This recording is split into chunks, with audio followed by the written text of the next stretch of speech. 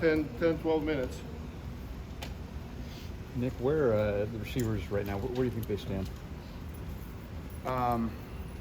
I think they're improving. I think Coach Shep's doing a great job. I like the depth there, and I like the competition. You know, there's obviously an influx of young players in the room, and there's some veterans that have really grasped the offense, the techniques, the fundamentals, the scheme, and you obviously see the explosiveness and the speed in the room.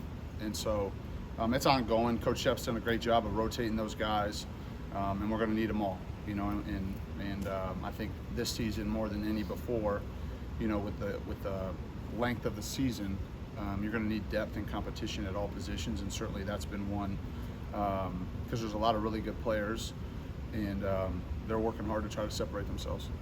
What about the competition at tackle, both tackles?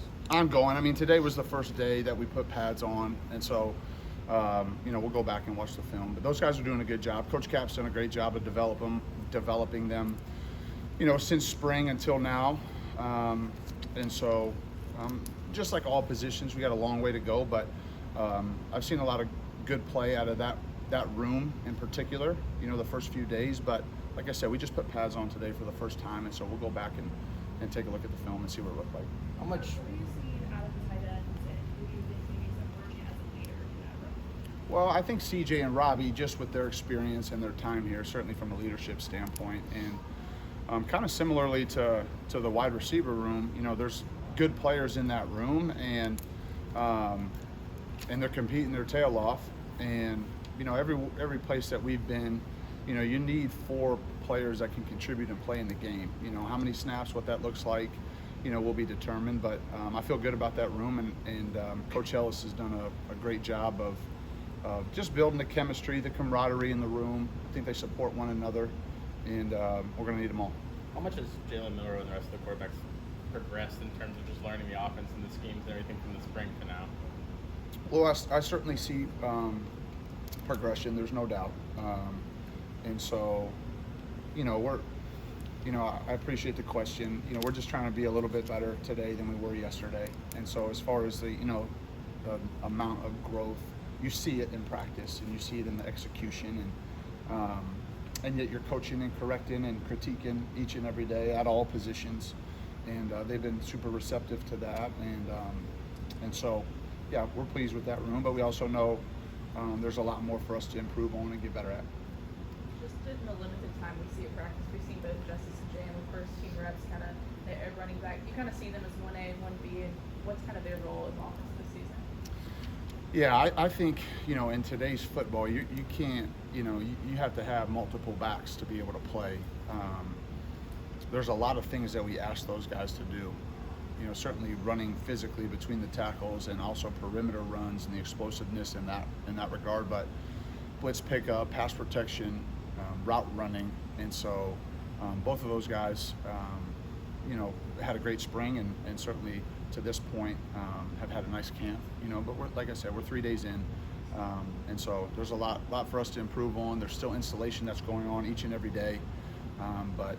Yeah, Jam and Justice are great kids and really good players, and have done a nice job.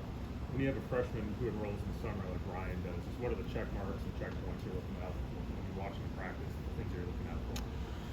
Well, you know, I give Ryan a ton of credit, and I give his coaches a lot of credit. You know, what Coach Shep and TG and some of the young coaches have poured into him over the summer months, and the amount of work that Ryan has put in. And I think the hardest thing for a young freshman wide receiver is just getting lined up properly, you know, and that has never been an issue for him. You know, he has been on it as far as, you know, recognition of communication, whether it be signals or in a huddle or whatever it may be, lining up properly, you know, all the varieties of formations and motions and shifts that we do. That's probably the first hurdle for anybody, is just to get lined up properly. We usually don't have quite as much of a problem with the left guard. You know, they usually know where to go, okay? But, you know, the receivers, the tight ends, the running backs, making sure that they're lined up and they know their splits and they know the spacing of the play. That's always the biggest challenge, and he's been fantastic that way. And once, you know, for any wide receiver, once you can, you know, get lined up and you know where you're going, you know, that's when your skills and abilities and technique and explosiveness, that's the explosiveness, that's really when it shows up. And that's probably the first thing. You just make sure they know how to line up and what to do. Because Caleb was in here in the spring, do you see that kind of fast forward in terms of development? Talking about Caleb Caleb Odom? Odom, yeah. Yes, certainly. Yeah, I think certainly the time that he's had to learn the offense has helped him. It's just more time on task, and so you'd have to ask Caleb, but certainly from our perspective, he's even more comfortable with his assignment and alignment and what he's supposed to do each and every play. When you look at that body type, because it is sort of unique, his height, do you try to find unique ways, even though he's a young guy, to kind of fit him in the offense? I think so.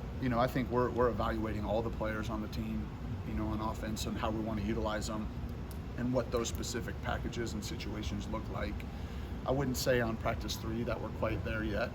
We have, install that needs to take place so that the guys can learn, our offense and continue to learn it, even though that, we've obviously installed it in the spring and in the summer. And so when we get closer to game week, that's when you start to carve out roles for guys and specific plays. You can't just, only do one thing with one player. Every time you throw him in the game, it's going to be this or that.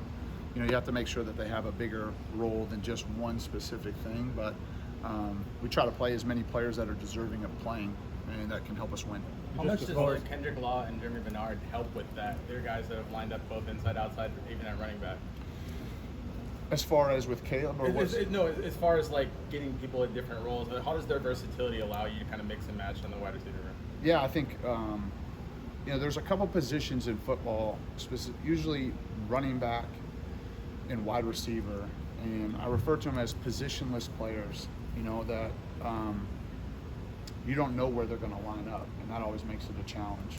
And we've always done that in our offense to try to move people around, and so that's how you can create leverage and create mismatches. And it's important that those guys are able to do both, though, right? That they can carry the football and do some things that way, or detach and run routes, whether it be a running back or a wide receiver. And so the more you do well as a position group or as an individual player or as a unit, I think the more you do well, the harder you are to defend. That certainly would be the case for those two guys.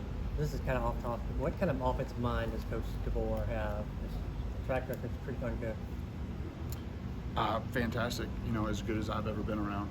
And I've been very lucky to have been around some great coaches. I grew up the son of a coach, and so I've been exposed to excellent teachers and great minds. But I would put Coach DeBoer's up against anybody that I know. And that's just a compliment to him. And like I said, I have tremendous respect for the coaches that I played for, that I've worked for. But Coach DeBoer is a brilliant offensive mind. He's a phenomenal football coach in all areas. To follow up on Ryan, just those skills and abilities you mentioned you start to see, what have those been for him so far? Well, he's very explosive and he tracks the ball really well. I think those are the two things that kind of stand out. I know a real big surprise answer there. He's a very explosive player. He tracks the ball really well, and he's mature. He's a mature competitor for a young player. A lot of work to do. He has things that he's working on each and every day, and that Coach Shep is pouring into him. But certainly for a young player, I think the maturity stands out. But very explosive and very good ball skills. Do you have to kind of check yourself and remind yourself that this guy should still be in high school right now, and to kind of pump the brakes a little bit on all of this, I guess? Well, I don't know. We don't think about it too much, and he's acclimated himself, great with the team. I think his teammates respect him because of how hard he works.